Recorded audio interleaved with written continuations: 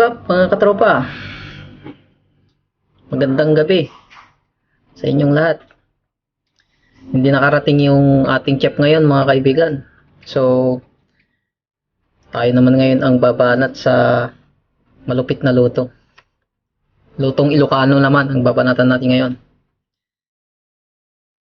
Sa mga hindi pala nakakilala sa amin, ako nga pala si Mags Ariraw.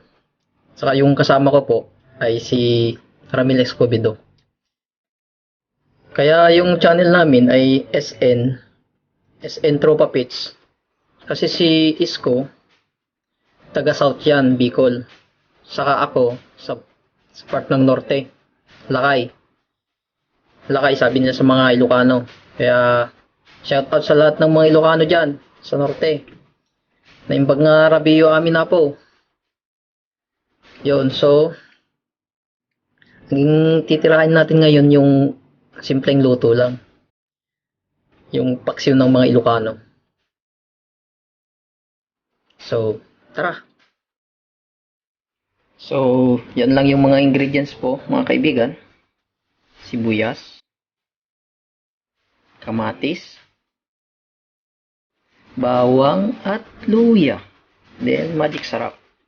Saka ito mga kaibigan, ito yung tuyo na kamyas. Sa mga hindi pa nakakaalam yan, masarap yan mga kaibigan. Masarap na panghalo sa mga may mga sabaw-sabaw yan. Lalo na sa sinaing na tulingan. Naku, napakasarap yan. Then syempre yung ating isda.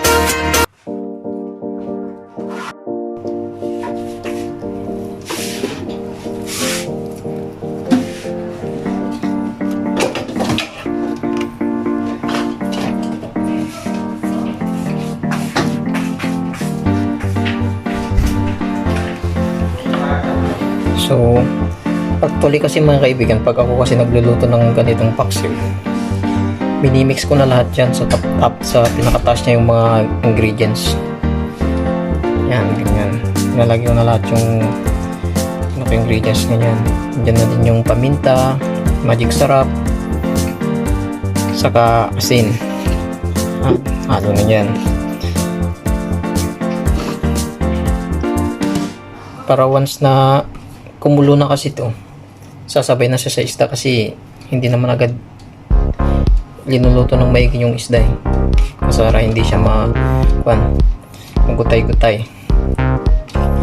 Pangit din ma-overcook kasi yung isda. So yan, ganyan na yung isda niya. Then siyempre, lalagyan na natin yung mahiwagang kamyas. Halo-halo na yan mga kalods, mga katropa. Yan.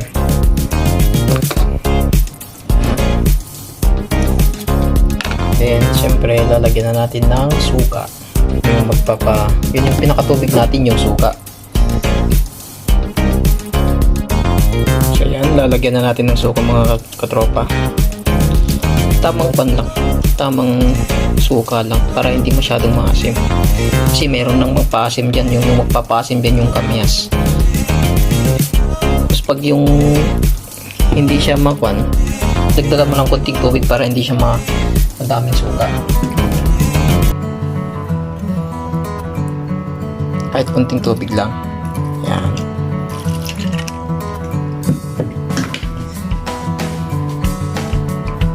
Then, ano siya? Pwede nang ready to cook na yan. Ready to cook na. So, set up na natin yung ating lutuan. Ito mabilis lang yung lutuan na to. Kaya lang malakas yung pan nito wattage. Nasa 1006 watts to. So mostly sineset ko lang yan ng 500.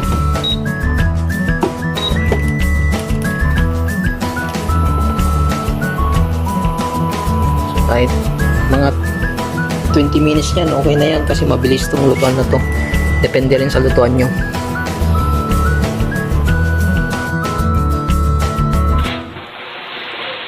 这一次我真的睡着了。